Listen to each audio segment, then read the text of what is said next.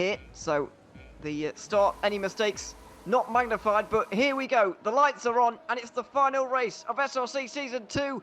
Viper's got a jump start from the third row of the grid. He has got a good one, though, up into the first few spaces at the moment, but round the outside goes Kowalski at the moment. He takes the lead of the race. Viper's ghosting through everybody. He's got into second as he flies off of turn 2, and he also gets into the sips, or inside of Kowalski. It's very strange to see, but he is in second place at the moment as they go through the first sector line for the first time. Syrah's been pushed down to third. Lily's still in fourth, ahead of Felipe. Jonas as well, with Ron Hor in seventh. Oh, this has been in front of the field, and thankfully the Renault of Luca has ghosted for everybody, because that could have been a catastrophe. But it's been a mostly clean start, apart from that spin for the Shazoo driver.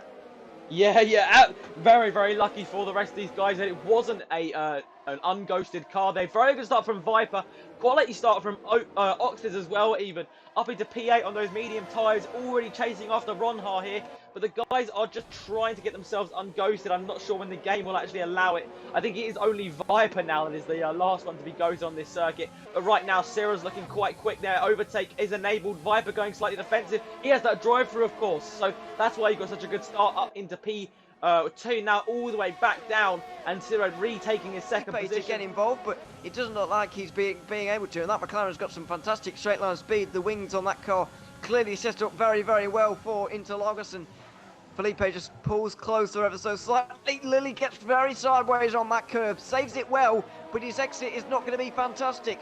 From turn 2 and through turn 3 they go. Is there going to be a move here from Felipe? Lily goes to the middle of the road slightly to defend, but Felipe wasn't even using any ERS there. You get the feeling that if he was, he may have been able to make the overtake, but he decided not to for now. Slipstream as well, catching on Lily as we go into turn 1. He's going to try and make the move. He does go down the inside. He actually is going to try and make a move. Right down the inside he goes. A fairly good move and kept on his line very, very well. And that means he's up into P3 and chasing after that Drivers' Championship that he so desperately wants. Yeah, absolutely. It's going to be a tall, tall order for him from this point onwards, but he's certainly going in the right direction and going the right way about it as well. Felipe cannot make any inroads on that gap.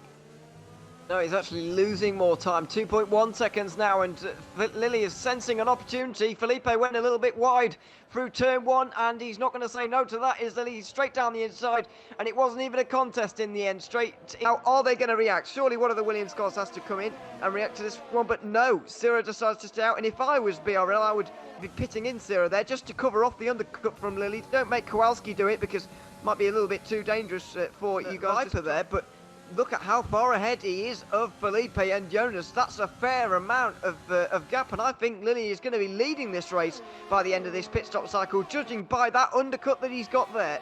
Yeah, that Syrah does dive it in, so Kowalski's staying out on these softs. He believes he's got the pace, maybe, on these mediums to try and get through. It's actually not as close as I thought. The BRO guys have really turned it up at the end of this stint. So while Lily has really jumped Felipe and Jonas there, as Felipe himself actually on the outside of Viper now, who's trying to get in the way, maybe for Oxes's sake.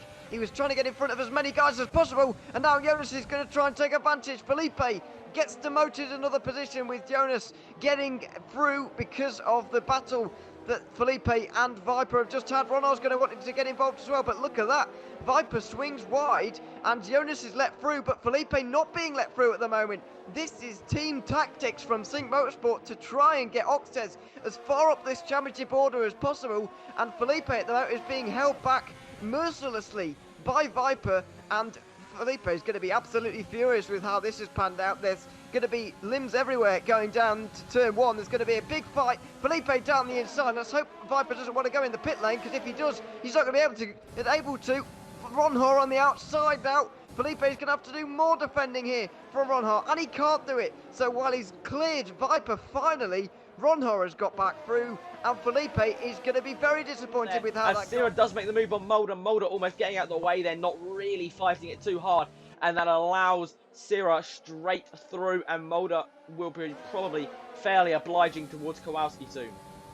Yeah, you'd imagine so. Kowalski's going to try and get through in the same move, and he does indeed. So it seems that, oh, does he? No, he doesn't actually. Mulder swings a little bit wide and goes, well, very wide actually. And Kowalski does indeed step into the driver right now. But yeah, it's still restored the BRO drivers gap And so, yeah, they're 1 and 2 at the moment by a fairly comfortable margin. As they go through the centre S for the 19th time of asking, Gibbs makes a good move, as now Syrah tries to get involved on the outside of turn 3. It's close between them, and Syrah has to go off the road. Weaving across the road is Matthew. He's trying to keep control of his car with the DRS open. Around the outside goes Syrah, and he does get through, but these are nervy moments for the Brazilians trying to get through these two drivers. Matthew Rees trying to defend again, and Kowalski's onto the grass trying to get through. This is a nervy moment for these guys at the moment at BRL. They don't want these kind of issues. Kowalski has not got this sewn up by any stretch of the imagination. Matthew Rees is a teammate of Lilly. He's going to try and make this as difficult as possible for these guys, as now Kowalski goes down the inside into turn 11. He's going to get that almost place. Like traffic for these guys. They've got a lot faster tyres on.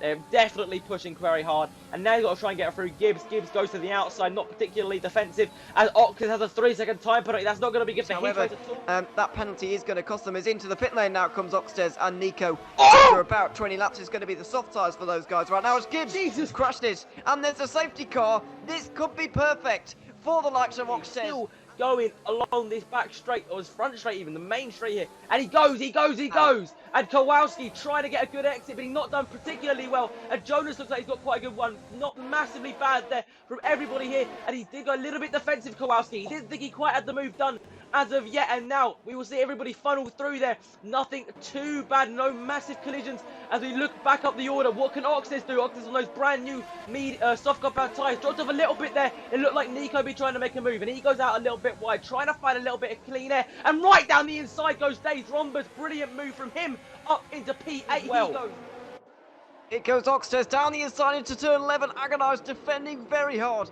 to try and hold on to that place, and he needs to if he wants to hang on to any kind of position in this race. But Lilly on the inside, he gets that done, but Ron Haas switches back as for the lead of the race. Kowalski gets to the front. The BRL guys switch around, and you get the feeling that was coordinated between the two of them. There goes Kowalski into the lead of the race. Oxtes is still in 5th place. As Felipe and Oxtes, the two championship rivals, are going to be going very close to each other. ERS is on. Felipe goes defensive. What will Oxis do? Will he sweep around the outside? He goes for the outside move. He breaks so late. And an absolutely brilliant move. He can get the cut back on him. And down the inside he goes. And Oxis with an absolutely classy move into turn 1 and 2.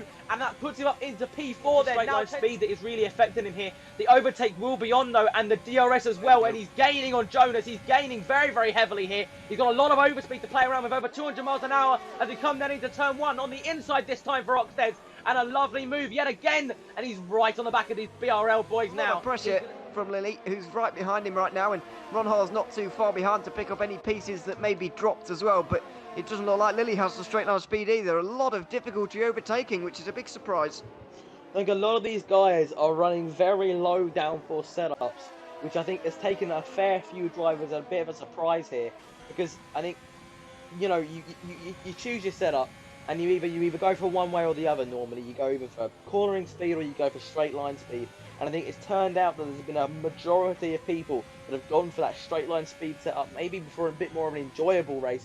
Who really knows? But whatever the situation is, a lot of these guys are struggling. I haven't seen a Brazilian Grand Prix that is quite as much like this. It has really been a fair old difficulty for any of these guys to make their way through. But Kowalski, what a season this man has had. I'm just gonna keep an eye on this, but like, I have never seen anybody drive this quickly. I can't quite comprehend it. But Kowalski is going to be coming out of the final real corner here. He's coming up to the line, and Kowalski is your drivers' champion. The BRL have done the double here, and they win both the constructors and the drivers' championship. And Kowalski has been such a key part in all of it. And what a season this man has had. Absolutely incredible. Really well driven all race long. And I cannot quite comprehend what I just can't understand how these guys are free, but they're going to be very difficult to beat. Nobody has really looked like, especially in the constructors, nobody has really looked like challenging them. Looking forward to seeing how they do try and challenge them. But it's just the start of the season. BRL is so relentless from start to finish. You know, towards the end, some of these teams really have got their act together, like Sync Motorsport, Team Shazoo, Team WR. They haven't had bad seasons, especially at the end. But they're just relentless, BRO, all the way from start to finish. And if a team is to challenge them, then they need to do the same and do it better.